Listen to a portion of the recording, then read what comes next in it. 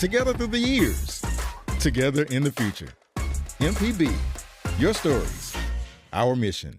School choice, rural hospitals, voter access. The 2026 Mississippi Legislature will impact you and your family for years to come. MPB brings you At Issue, a weekly analysis of the legislative session and the issues affecting you with perspectives from both sides of the aisle. Brandon Jones and new At Issue analyst Rebecca Staples join me, Wilson Stribling, every Monday at 5 p.m. only on MPB Think Radio and wherever you get your podcasts. MPB, your stories, our mission.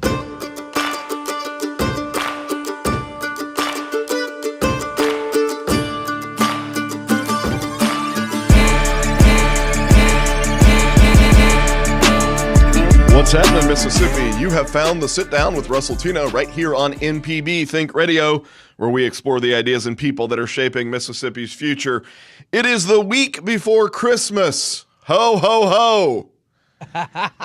Literally in the booth. Look, I don't know. Can the camera see Germaine? They can, unfortunately. Please put the camera on Germaine for a second. And if you're listening, you'll just have to believe me. She is dressed up in great Christmas cheer. No one could call you the Grinch. No, not today. Not today. Maybe tomorrow. We have a Mrs. Claus outfit on, I think. Well, it's kind of, it's really Santa. Oh, it is Santa. Yeah, okay. He's peeking up underneath the headphones here. And then, this is my Mrs. Claus, like, a Mrs. Claus poncho, smock, whatever you want to call it. And then a straight up Santa Claus hat with like a Santa face on it. Yeah. You just kicking it up a notch, girl. I had to. It's our last show before Christmas, Russ. It is our last show before Christmas. This year, and we'll be joined by Courtney Taylor after the break, after this first segment. Looking forward to talking to Dr. Courtney Taylor about all things workforce development in Mississippi. A lot of positive things happening in Mississippi. Let me just say this out the outset. Like, people like to crap on old Mississippi. They really do. It's a pastime. Even people who live in Mississippi sometimes have this mindset of, hey, we're last or we're worse than everybody else.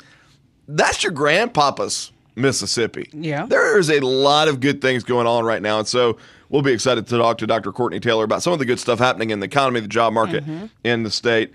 But this year has freaking flown by. Can I say freaking on the radio? Yes, that's okay. That is clean letters to put together. I said a-hole once on the radio. You guys got very mad. I don't know who got mad. I just remember there were upset people. I don't know. Something about the FCC. I don't know. I didn't hear that. I didn't hear those letters. They've got all these rules. So this year has freaking flown by. It actually has, Russ. I felt like me and you just started this show literally just a few months ago, but no, it has flown by. It has. I think people say this, and my parents always said this, and now I'm like, oh, wait, they were right about this. Like, the older that you get, the quicker it seems to go. Oh, yes, like, sir. you can remember being a child and thinking, I will never grow up. You could never get out of school. It was like the school day lasted. Yeah, this'll never end.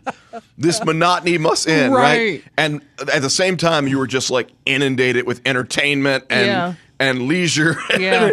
But to a kid, it's like, man, this moves so slowly. And now when we get older, we want it to move as slow as it was as we were a kid, because they say we get closer and closer to the grave. Yeah. So, yeah. Well, that's a lovely thought right before Christmas. Well, hey, boys and girls, you're all going to die someday. My father was a mortician, so that's why I am how I am. No, I get it. It has been a crazy, crazy year, though. Yeah. And I think obviously so much of the news cycle these days revolves around President Trump. And so, he was obviously inaugurated at the beginning of this year. And it feels like everything, they talked about flooding the zone as a strategy. Yeah.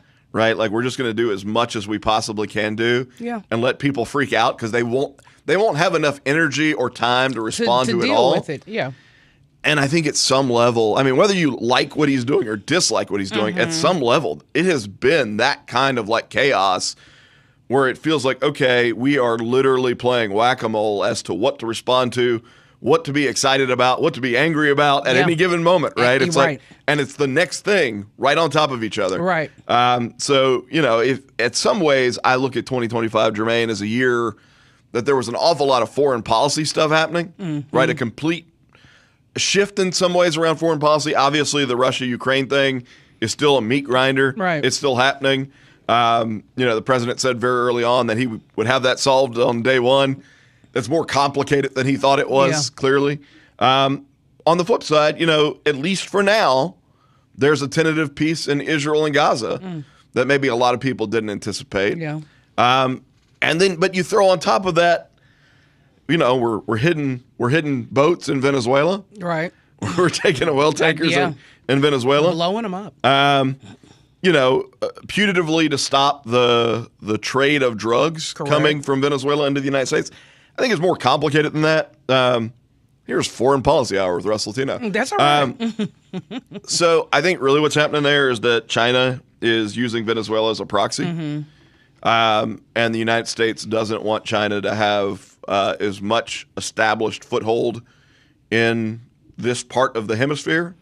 It already has quite a foothold. China already has quite a foothold in Brazil. And so I think there's a broader geopolitical thing happening there, that it's not just Maduro in Venezuela, that it's kind of a proxy with China. This was a very similar, like the situation with Iran when we bombed Iran. Yeah. Part of that was a test to see if China would come to Iran's defense. But there's this chess game going on right now. Like, China wants to take Taiwan. They're curious about whether or not the United States would step in to help Taiwan. They're trying to create these proxy situations across the globe. And so I think some of that's what's happening. But anyway, crazy year in terms of foreign policy. Obviously crazy year when it comes to a shift in economic policy in our country around tariffs being a big topic of conversation. We'll see if the Supreme Court ultimately invalidates all that, what happens there. We had a series of deaths this year of folks that were prominent. Yeah. And a lot of deaths of folks that weren't prominent. Yeah. As it turns out, there are billions of us on the planet. Mm-hmm. And again, we all die. It's a lovely Christmas message. That's what that means. So it's a reality. So Pope Francis passed away. Yes. And we got our first American Pope. That's it. This year. And Boston. Pope Leo. He hails from Boston, right? I think it's Chicago. Oh, Chicago. But okay. you're close. I think he's like a Cubs fan. Okay. So, okay. But yeah, that's something. Ozzy Osbourne died this year. Yeah. That's sad. Giorgio Armani. I could never afford Armani, so that one means less to me. I had Armani Exchange, which is the level right, a couple levels below Armani. Also, I would feel a little bit like a word that rhymes with Rick plus P if I was wearing Armani. Oh, okay. I wouldn't know. Did it take you a second to figure that one out? No. You immediately got it. I wouldn't. I'm figuring out ways around this stuff. Rhymes with. Right. I wouldn't know you had it on, though, Russ. You told me. I mean, if you had it on, you better tell somebody. No, because that's really bad at that point. Do you know what this is? It's like, hey, have you seen this Rolex? Yes. Come on. Robert Redford died this year. Oh, Jane Goodall. Yeah. Some good folks. There are some good folks that passed. D'Angelo, the singer. Yeah. He passed. Angie Stone, his ex wife, I think, and mother of his son, also passed same year. Wow. Yeah. Okay. Yeah. So, I mean, lots of folks that aren't celebrities, and I alluded to this, that have passed this year, and obviously family members dealing with Christmas for the first time. That's right. Without some of those folks. There was political violence this year. Obviously, the Charlie Kirk story occupied a lot of people's attention. Right. And generated a lot of emotion on both sides of that story. I think at some level, whether you're talking about the CEO of United Healthcare or Charlie Kirk or Rob Reiner, all of those folks are people. Mm-hmm. They all had families that loved them. They all had friends that loved them. They all had things that they wanted to accomplish in their lives. Mm-hmm. You didn't have to agree with them, right? You didn't have to agree with them all the time. You could disagree with them pretty strongly. That's right. But they were all people. And at some level, this is Russ's serious moment in this year in review. You better soapbox it, Russ. Tell him now. At some level, we are losing our basic humanity when we cannot see the death, and in the case of like Rob Reiner or Charlie Kirk, the very violent and completely unnecessary death and not feel sadness for the people who are left to pick up the pieces of what has been lost. And at the moment that you lose that ability, you lose a piece of your humanity. You really do. And so I would just say, I know we've only got a minute here. I would just say this, that I didn't agree with almost anything that Rob Reiner believed politically. Okay. He made some great movies that I could appreciate because they were great movies. He really did. And people are more complex than just what they happen to believe politically. His death and his wife's death are a tragedy. The circumstances sound particularly horrific given that it was a family member, or it's believed to have been a family member that committed that crime. The president's response was utterly unhinged. I agree. And demonstrated a level of textbook narcissism that I think plays into what all of his critics believe about him. And I'm a guy that happens to look at some of the stuff the president does and says, that's good. I think I look at other stuff and say, that's bad. But there is a fundamental human decency problem, regardless of what Rob Reiner said about the president. It's that whole Southern thing. If you don't have something nice to say, don't say nothing at all. Don't say anything. But on top of that, not just to kind of, celebrate, and maybe celebrate's the wrong word, but to revel in what is happening there, but to say that the reason it happened was because of Trump derangement syndrome is itself a form of derangement. Rob Reiner and his wife were not killed because of their beliefs about President Donald Trump. And oh, by the way, had they been, that would be doubly awful. So at some level, and there are going to be people mad at me for what I'm saying right now, I don't really care. At some level, we need to get back to basic human decency in the way that we think about these things, whether you're on the left celebrating Charlie Kirk's death or on the right trying to justify what was a horrible Truth Social post. No. The answer is no. That's not the right way to do life. We need to get back to basic human decency. And I find myself, and this will make me really unpopular in certain circles, I find myself yearning for the presidencies of George W. Bush and Barack Obama. I disagree with almost everything Barack Obama believed, but I find myself yearning for those presidencies because I can look at both of those men, see their family lives, see the way that they acted with grace and class, and think these are good men regardless of our political disagreements. And how do we get back to that? We're going to take a break. We'll come back with Dr. Courtney Taylor. You're listening to The Sit Down with Russ Latino.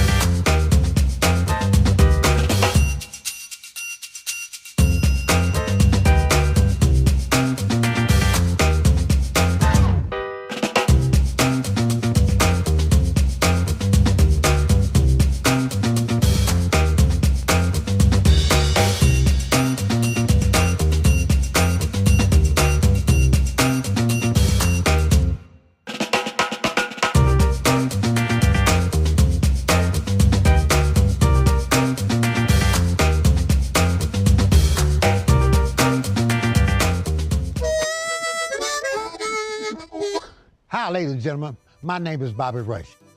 As a blues man, I love Mississippi Public Broadcasting. If you support Mississippi music and their local programming, donate now, right now, and become a member today, not tomorrow. Thank you, thank you, thank you. Doesn't matter how big or small, but we prefer big. Thank you very much. School choice, rural hospitals, voter access. The 2026 Mississippi Legislature will impact you and your family for years to come. MPB brings you At Issue, a weekly analysis of the legislative session and the issues affecting you with perspectives from both sides of the aisle. Brandon Jones and new At Issue analyst Rebecca Staples join me, Wilson Stribling, every Monday at 5 p.m. only on MPB Think Radio and wherever you get your podcasts. MPB, your stories, our mission. Everlasting, the Legacy Podcast, is a companion podcast to Mississippi Public Broadcasting's documentary Everlasting, Life and Legacy of Medgar Evers. Join me, Rita Brent, as we dive deeper into the story with exclusive interviews and conversations about the enduring legacy of Medgar Evers. Everlasting, the Legacy Podcast, available on the MPB app or wherever you get your podcasts. MPB, your stories, our mission.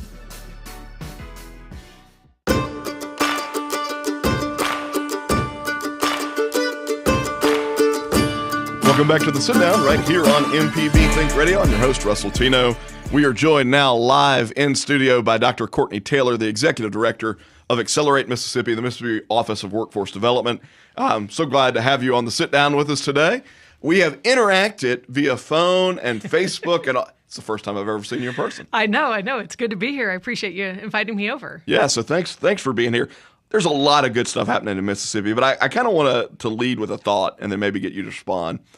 So, you know, we jokingly talk about one Mississippi, two Mississippi when we're playing football as kids. I would tell you that for a lot of my adult life, I have thought of Mississippi as sort of a divided society, and that there are two Mississippis. There are people who are thriving, who have great jobs with great wages, low cost of living, great communities, and then there's another segment of Mississippi that at times, looking at it, you kind of feel like it's being left behind. And that they're not the same jobs. Their communities aren't as strong as they used to be. All of that is at play. The education level isn't where it needs to be. All that's at play. And nowhere has that come through more clearly to me in the past than looking at the labor force participation rate in Mississippi and then looking at the wages in Mississippi. Yep. And so it has been my thought for a long time that I will know that we have been successful when we stop competing with West Virginia for who has the lowest labor force participation rate, and we stop competing with New Mexico and West Virginia over who has the lowest wages. Yep. And we climb the way our education system is seeing climbing. So I'm curious what you think. So I agree. I think Mississippi is used to beating itself up a lot and maybe not used to competing, even though it's been competitive for a lot. We didn't get here overnight. Sure. And so I think I agree.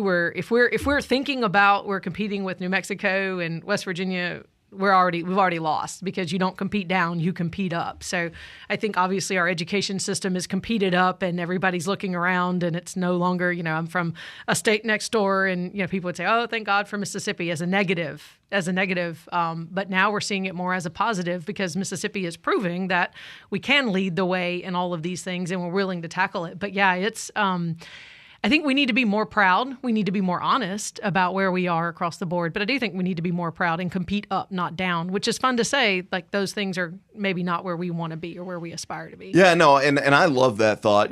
Kirk Fordyce had the quote, only positive Mississippi spoken here. And it's a nice thought process, but I think it's a little unfair in the sense that, I don't think we should beat ourselves up. I think we should be proud of the things that we're accomplishing. Yep. We also have to be not Pollyannish, right? We have to look at it and say there's still some challenges, but let's have a moment of pride, you and I here today. Yeah. There's a lot of good indication of what's happening in Mississippi's economy right now, isn't there? There is. There's a lot of attraction. We are, number 2 in income growth. Our labor force participation rate is improving. We still need to do more work there, obviously. We are getting a ton of, I don't want to just say attention because that debases it a little bit, but a ton of looks. People are saying what's happening in Mississippi, what's happening in their education system, what's happening in workforce, what's happening in economic development. Why are these people choosing Mississippi? What's going on? So I do think, the rising tide floats all boats, to go back to one of your original kind of points, is we do have sections of the state that aren't getting the same opportunities, mostly due to physical location and population sizes and those kinds of things. And I do think there's been some creative work with energy enhancements and things like that. So, I mean, the outside world is looking at us. We have shown as a state that we can be creative. I think we just have to believe it. Yeah, and I mean, look, there was a period, at least at the end of 2024, where I think Mississippi's economy, not just wages, but its economy was the second fastest growing in the entire country, which is something that 10 years ago we would have never been able to say. Right. And so I've had people respond to that point by saying, "Oh, you're isolating a single quarter in a single year." And I'm like, "Yeah, I am. But give me another quarter, in my lifetime where I would have been able to say that." Right. Yeah, and don't there is some levity there, right? Like, okay, sure, maybe, but to your point, let's have that discussion. But I also think that there are just so many people that it's just so much easier to believe things are bad because maybe it is in their world, and not discounting that. But it's so hard for them to see, and so I think that is the big crux here: is how do we get the whole state to be able to see and experience, and to acknowledge that things aren't as bleak as some may want to believe. And in some cases they are, but not everything is bad. Yeah, and I agree with you that it's got to be a shared experience, right? Mm-hmm. Like, it can't just be that one segment of the state is supercharged to thrive and other people don't see the same opportunity. That leads to a level of resentment. I think the other thing, though, is that there is a psychological thing at play. Yeah. Which is very much, and it's not just Mississippi. Like, it's very much right now in our society where, like, people are like, "Oh, we have it so much worse off than our parents." And I'm like, do we though? Your house is 3 times as big as your parents' house was, right? Like, You make way more money. You have way more vacation. You have more than one car. You have TVs. And you have $1,000 cell phone in your pocket. Statistically speaking, the answer is no, you don't. But there are an awful lot of people who feel that way. Yeah. And so it's like, how do you combat that psychological impediment where it really is a matter of keeping up with the Joneses? Like, we see on social media that other people are doing super well. And it's like, well, I wish I was doing that well. Yeah. Right? Do you remember the commercial where the guy's like driving around on his lawnmower talking about how he's got all this stuff? And he's like, "How do you have all these things? I'm in debt to my eyeballs." Sure. It's like, careful looking from the outside in at the world. But I think that is a reality. A lot of times people sit around and they look at the world, they don't interact with it. And so I think a solution is to get more people interacting with it in a real way, to kind of combat that, like the haves and the have-not world. Well, and let me say this too and back up. Like, I've pointed out the 2024 last quarter for the GDP thing. Over the last year, from shouldn't say year, from July 1st of 2024 to June 30th of 2025, Mississippi had the fastest wage growth, second fastest wage growth, behind, I think, Wyoming or Idaho. I can't remember. It was one of those states that you're like, really? Yeah. But anyway, I think it was Idaho, behind Idaho, of any state in the country. So, if you looked at inflation and then wage growth, real wage growth, nationally, we had a 1.5% real wage growth. So that's above inflation for people who are like, "Oh, I can't afford to keep up." The statistics say most people are actually making more than prices are going up. The second part of that, though, is that Mississippi had 5% above inflation in terms of wage growth. That's incredible. Huge. That's incredible. Huge. Yep. I think, too, to kind of wrap all that in, I think the other thing is yes, that's massive. It's a win. We should see it as a win. A lot of people won't see it because they're not looking at it. They're not looking forward, and maybe they don't understand kind of those principles and how that works. I think we should see it, and I think we should celebrate it. I think we should not continue to look at the hard things and say that's a win. Two things can be true, right? That's a win, but there's this other thing over here that we need to keep working on. But let's be excited that we're making more money and doing faster as a state. The real income growth for the state has been phenomenal over the last 6 years. I would say the perception of the state has grown at the same time. And so while that may be publicly, nationally, that people looking in may be because of certain developments in certain regions, they're still saying the word Mississippi. Sure. They're not saying one region of the state. They're saying Mississippi, which they've never done. Well, and let me say this too, like on the workforce or labor force participation rate thing, you're right. We have added jobs in Mississippi. I looked at this a number of months ago, so my numbers may be slightly off. You can correct me. But in the last 6 years, we had added as many jobs in the state of Mississippi as citizens of the city of Gulfport. which I think is our second wow. or third That's largest city. Yeah. That's incredible. It is. It is incredible. I mean, if you think about it in that terms, every man, woman, and child in Gulfport represents a new job added in the last 6 years across the state of Mississippi. Huge. And those are all, and I'm not going to correct you because I don't do the monthly tallies. I'll let Director Ashley do all that. So, but they can come on and correct me. Yeah, I would love that. I would love that. But I think it's a really sound point that we are adding jobs. That also continues to put pressure on the system, and we have to make sure that those jobs I have very simple. What's the word? I was told to do very simple things here, which is work on things that get more people working, making more money. And those are very simple things that require a whole lot of people to have that exact conversation. And we don't produce the jobs, obviously, private industry does. But I think the fact that they feel comfortable producing those jobs in this environment with all the challenges is a positive, and we should celebrate it. Absolutely. We're talking with Dr. Courtney Taylor. We got to take a brief break. When we get back, I want to talk about why you think this is happening. And then let's dig into some of the challenges, the things that you guys are trying to overcome in your office at Accelerate Mississippi. You're listening to The Sit Down. We'll be right back.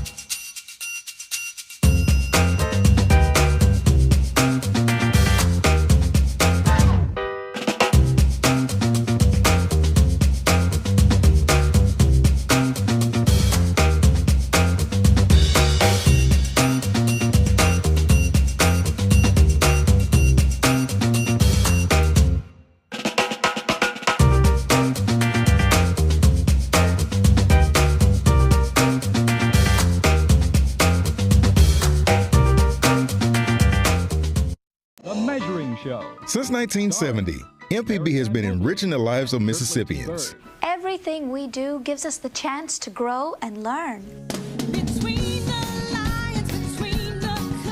With your support, we are always there whenever and wherever you need us. Together through the years, together in the future. Please consider making a donation at mpbfoundation.org. MPB, your stories, our mission. Everlasting, the Legacy Podcast, is a companion podcast to Mississippi Public Broadcasting's documentary Everlasting, Life and Legacy of Medgar Evers. Join me, Rita Brent, as we dive deeper into the story with exclusive interviews and conversations about the enduring legacy of Medgar Evers. Everlasting, the Legacy Podcast, available on the MPB app or wherever you get your podcasts. MPB, your stories, our mission.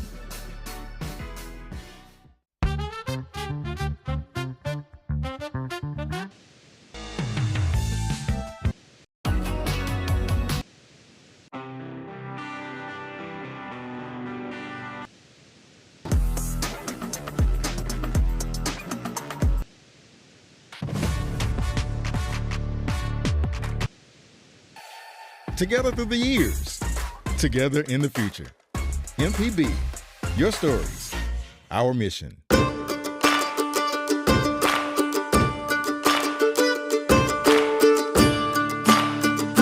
You're listening to The Sit Down right here on MPB Think Radio. I'm your host, Russ Latino, talking today with Dr. Courtney Taylor.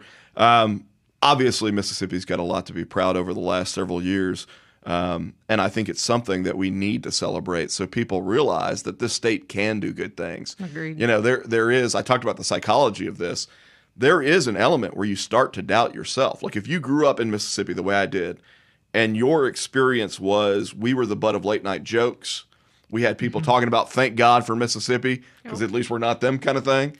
That it does psychologically impact you to the point that you begin to think, well, maybe we just can't be good. Right. And the reality is that with the right initiative, right, with the right push and motivation, we can, in fact, not just be good, but be great. And there are some indications of that happening right now that are worth celebrating. I gave a talk, I don't know, it's been several months ago, and I use this analogy around labor force participation rate of, you know, a certain number of people pulling a wagon and a certain number of people in the back of the wagon. And that for Mississippi to ever be successful, we needed to get more people out of the back of the wagon and to the front pulling.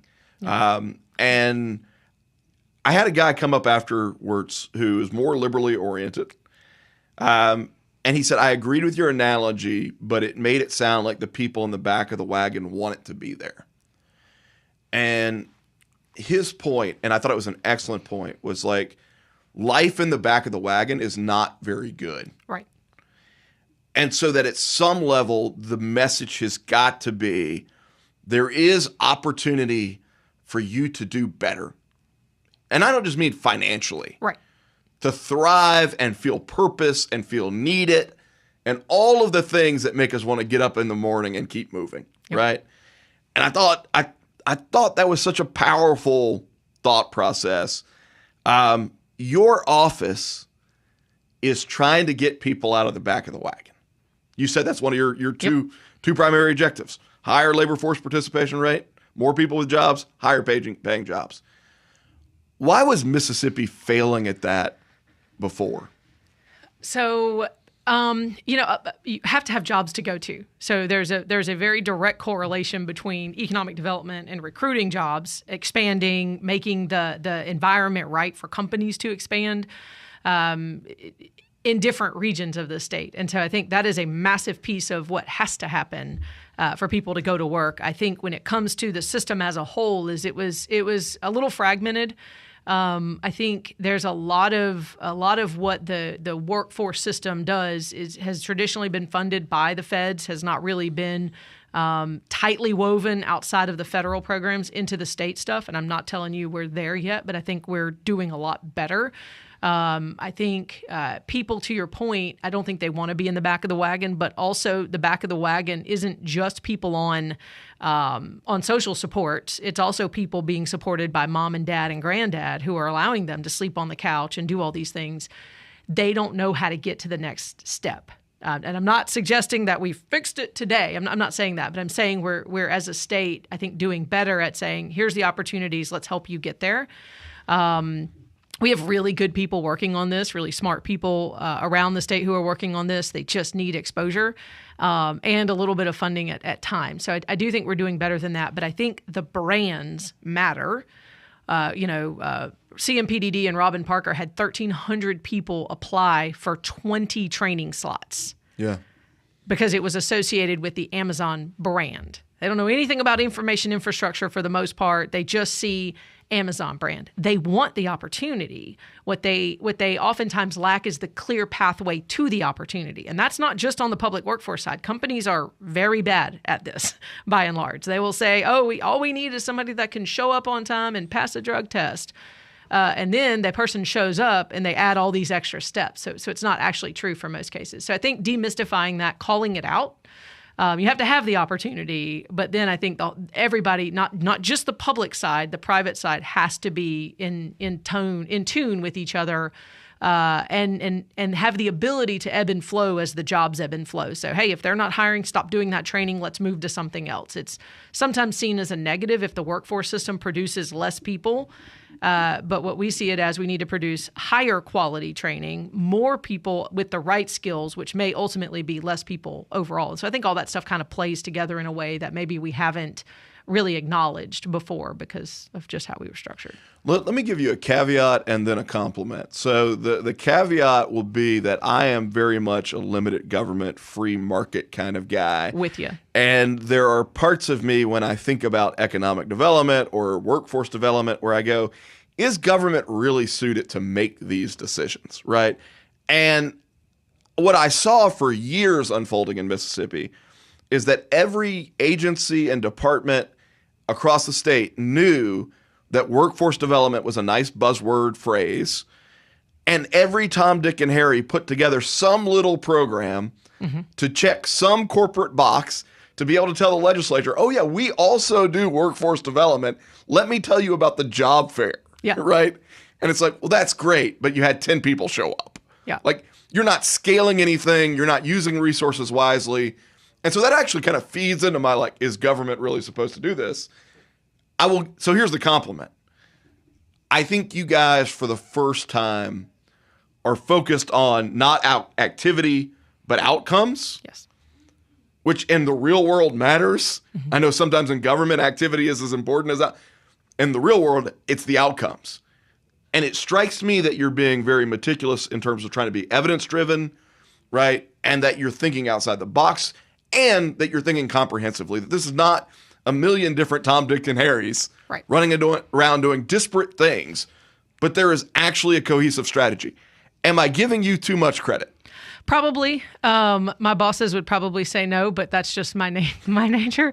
I think it's not just about the office. It's about the people who created and supported it, which goes well beyond just us. So you're looking at the associations, the manufacturing associations, now Mississippi Business Alliance. You're looking at all of the agencies. It is a team effort, but I think it does take, as my boss would say, a quarterback to kind of call the plays and say, okay, this is where we're going. This is what matters, which means you have to frustrate people who want to call other plays and do other things. So that's just, my personal gut reaction is like, oh, but it is what's different now. And it does make a difference because we can also translate. And I think that's a really critical point of agency people, industry, everybody gets into their little box and they use their words and people don't know what the heck they mean. They have no idea.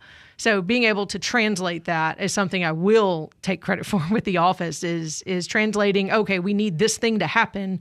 What can we do to get that? Because we're not buried in all of the ridiculousness that comes with running these things. So we can think about it that way and serve as kind of a negotiator at times of, this is what's happening.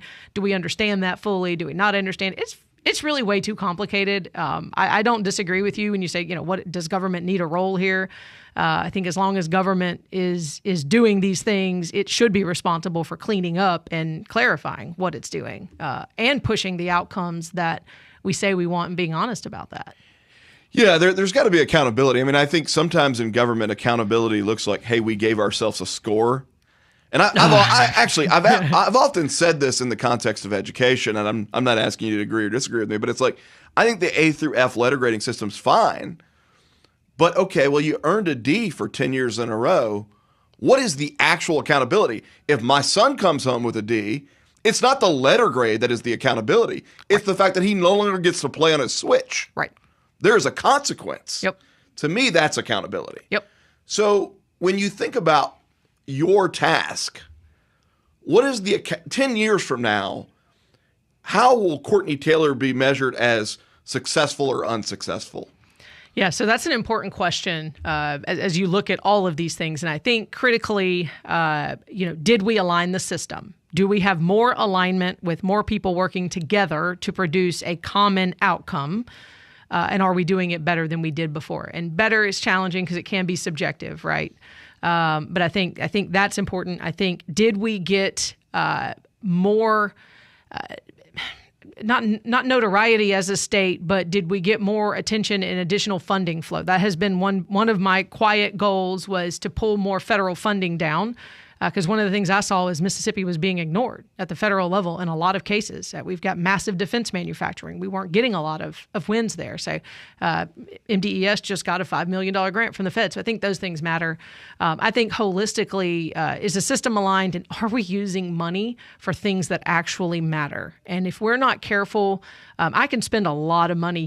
Anybody can spend a lot of money in government and produce nothing and pat ourselves on the back because we followed the process and look how pretty and perfect we are and all of this stuff. But if we're not measuring those outcomes of, was the money spent, and if it wasn't, was there a change? Because that's another thing that's often not talked about is, oh, we don't need to be doing that. We need to be doing this. But then nobody ever comes back and says, oh, but you learned and you pivoted. And so I think we've got to incorporate more of that in government. And I think, we have our career coach program. And is that actually making a difference in getting more students into these programs of value, the priority occupations? And, did we increase the number of seats available? So it's those kinds of things that are hard to see with the naked eye, but that I think are really important. Because if we're going to say we've got more opportunities for plumbers and electricians, but we're not expanding the ability to train them, we're missing out. So I think that would be Are there hard KPIs in the sense of we want to add X number of jobs in the next 5 years? We want to see wages go up by X percent in the next 5 years. Are those sorts of things in the back of your head?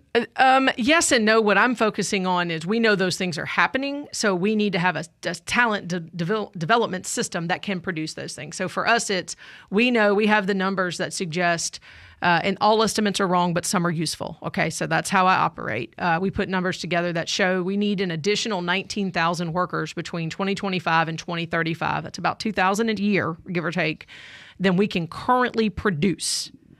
And that doesn't mean we need a bunch of 2-year degrees or a bunch of 4-year degrees or even a bunch of 8-week certificates. It means we need to be producing more than we currently can. So that's where my brain goes with this stuff is what can we do to impact that? What funding, if it's a funding thing, what reorganization, what hard conversations do we need to have to say, if I need to produce an additional 2,000 people a year at X level, which is the hard part in an X region, can we do that? And the answer right now is by and large, maybe, and it depends. And so that's one of the things we're trying to solve for. We're talking with Dr. Courtney Taylor about workforce development in Mississippi. She heads the Office of Workforce Development, Accelerate Mississippi, and is doing a good job as near as I can tell. I appreciate it. We will take a break and be back. When we come back, I want to talk a little bit about the intersection of our colleges and universities and the work that you're doing at Accelerate Mississippi. We'll be right back.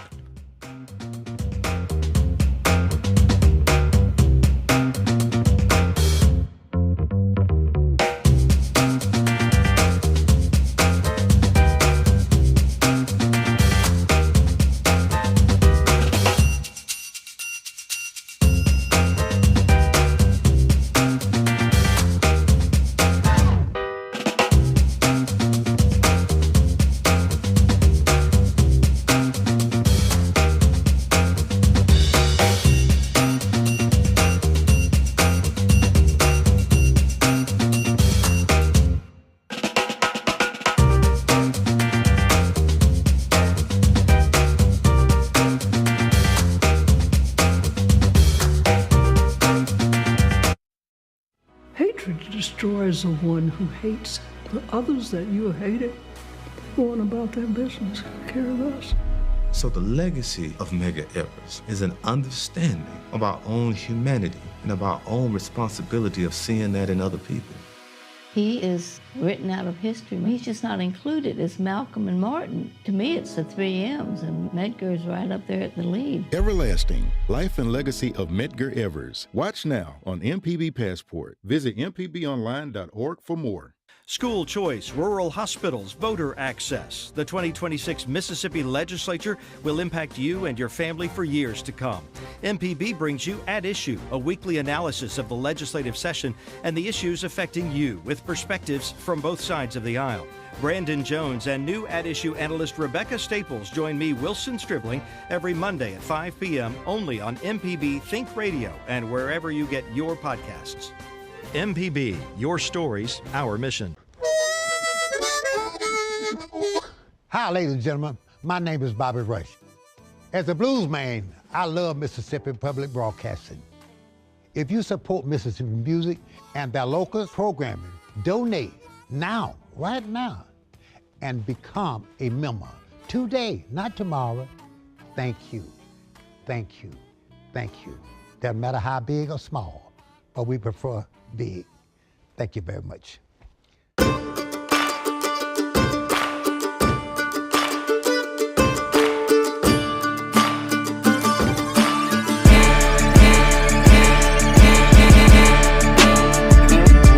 Right here on MPB Think Radio. I'm your host, Russ Latino, talking today with Dr. Courtney Taylor, Director of Accelerate Mississippi, the entity that has been put in charge of corralling workforce development in Mississippi. I think it was disparate before you guys got started. At least now there seems to be a quarterback. There seems to be a strategy. I think that's a positive thing. We mentioned before the break the intersection between education, our colleges and university systems, and then ultimately what you're trying to do, which is align people with job opportunities with more money in their pocket, right? Yep. And it strikes me, having recently looked at a fair amount of data on our colleges and universities, that they are failing. And I should be careful to say that I don't think that's across the board. I think there are some universities that are doing good things. I think even within universities that I would say are failing, there are programs that are good programs. But as an example, if at Valley, let's just say at Valley, 22% of kids graduate within 6 years, what you have done is you've taken a kid, maybe a kid from an underprivileged background, maybe a kid that didn't have family members that had ever been to college before, and you sold them this dream that the entirety of society says is good. You need to go to college. Mm-hmm. You sell them this dream. You make them take out Pell Grants, which have to be paid back if you don't finish. You make them take out student loans that certainly have to be paid back. And you do it knowing that only 1 in 5 are going to graduate within 6 years. You are exploiting people who don't know any better. And it's damn near criminal. And I look at that and say, there has got to be some, if taxpayers are funding that system, we used the word accountability earlier, there has got to be some accountability to make sure that we take that kid's dream and we don't screw it. Yep. If I sound mad, I am. I'm here for it. I like passion. What is it that the state can do to make sure that crap ends? So not to level, it's a complicated answer. I think there are very simple answers. I think one of them is culturally, the thing has always been just go to college and you'll be successful. Everybody has to stop that. We have to say, what does success mean? And let's be really, really honest about that. I don't think we're honest with kids enough. That if you're not willing to move from your community, there's probably, if you're in a rural, no matter what state, if you're in a rural state, there's only limited things that you are able to do. So I think the first thing is rabid honesty, and that's on brand for me, right? I think what can the state do is actually talk about it. Like, we don't talk about it. I would say, you just said like, oh, well, we know 1 in 5. Do we though? Who is actually looking at that data? And that's a question that we all have to answer is, we are very quick to defend education at all costs instead of finding some kind of balance. Is that it's not an attack and it's not a defense. It's what's the middle ground here? What's the okay? So 1 in 5 are not being successful. Are we doing anything to look at the organization? 4 in 5 are not being successful. Excuse me, 4 in 5. Yeah. My bad. My percentages were backwards. What are we doing to examine why they're not successful and ask people to answer for that? You cannot control what a kid chooses to do. We can, however, do a better job of getting kids into the right programs instead of just blindly sending them away. And then I think we need to shut down programs. The programs that are the offenders of this are the ones who should shut down, even if we love them. And nobody wants to do that. And I think that requires a whole community conversation, whatever the community is. And I'm not just talking about a local region, to say like, this is not good, stop doing it. This is good. I think, how many programs have we closed because of lack of production? And then how many programs have we closed because of lack of outcomes across education? Is a problem and something that everyone should be looking at intently, regularly, and to the effort of trying to, for our purposes at least, clarify the pathway and say, you choose whatever you want, but we're not going to support you choosing this program at this institution, because there are programs at one institution that are not successful, but they are somewhere else. Yeah, and look, I want to be clear that I'm not back to the limited government thing, I'm not a nanny state guy. I think people get to make their own decisions. Sometimes they're unwise decisions. In life, that's how we learn to make better decisions. Yep. The information is important, making sure people have good information to make those decisions, and the accountability to the institution is important. Yep. If state taxpayer dollars are being used at one of those universities that are only graduating 1 in 5, then that's a real problem. Yep. Enrollment alone is not a quality indicator, but it's what they have lived off of and lived by for as long as I know. So I will just say to close that, one, again, I think you're doing a good job based on what I'm saying. I know there are challenges. 2, I like your honesty because I think it's rare in government sometimes. It strikes me that very frequently in these conversations, whether we're talking about workforce development or anything else, that we would rather not hurt someone's feelings and have them in a bad situation than fix the bad situation. Well, let me give you another, and I'm going to dive deep on something personal here, but I also have had a saying that oftentimes parents, it's not just government, parents would rather see their kids on drugs on their couch than admit they can go be a plumber or an HVAC technician or an electrician. We all have to have some real level set conversations here and some real deep honesty that I don't know that we're ready for, but we need to get there. What we're saying is we just need to be harder as a society, people. Dr. Courtney Taylor, I won't put those words in your mouth. I'm saying maybe a little tough love isn't a bad thing. Yep. And that comes for government. And you're right, it comes beyond government to the way that we live our lives. I want to say right before we go to break, or not break, finish out the program. I guess, Germaine, the last program of the year. It's a real break. It's a real break. Yeah, we're going to break. We'll be back. Oh, The legislature will be in session. You'll get to hide your wallets then. Actually, the legislature's done better about not taking as much from you lately. I hope that everybody's enjoyed listening to the program this year. I have enjoyed doing the program on MPB. Me as well. It is a different audience for us. It Yes. really is. Yes. Right? And I know there were a lot of people when we started this program that had, shall we call it, trepidation about having a conservative on public radio. Shudder. I hope that at a minimum, I've made you think about some things this year. I hope that at a minimum, maybe I've made you angry a few times and then made you think about things a little bit. And I hope that we've had the kind of provocative conversation that ultimately informs you in a way to be motivated, whether you disagree or agree, to get out and do something about some of the problems that we discuss. This is not a spectator sport. The issues that we talk about are not something to be observed. You have as much control over the future and destiny of this state as anybody that is in elected office. You have as much responsibility to leave it better than where you found it. And my hope is that these conversations help you a little bit in doing that. The final thing I'll just say today as we sign off is it is the Christmas season. I know not everyone celebrates Christmas. I know some of my friends celebrate Hanukkah. I know some of my friends don't necessarily have a faith. I have faith. I believe in the Christmas story. I believe that Jesus came here to die a sinner's death that we might know life eternal. Whether you believe that or not, my prayer for you and my hope for you is that you have a good Christmas season, that it be one filled with love, that it be one filled with peace, that it be one that is contemplative of all the blessings that we have as a state and as a people. The Sit Down is a production of Mississippi Public Broadcasting Think Radio, funded by generous contributions from listeners like you.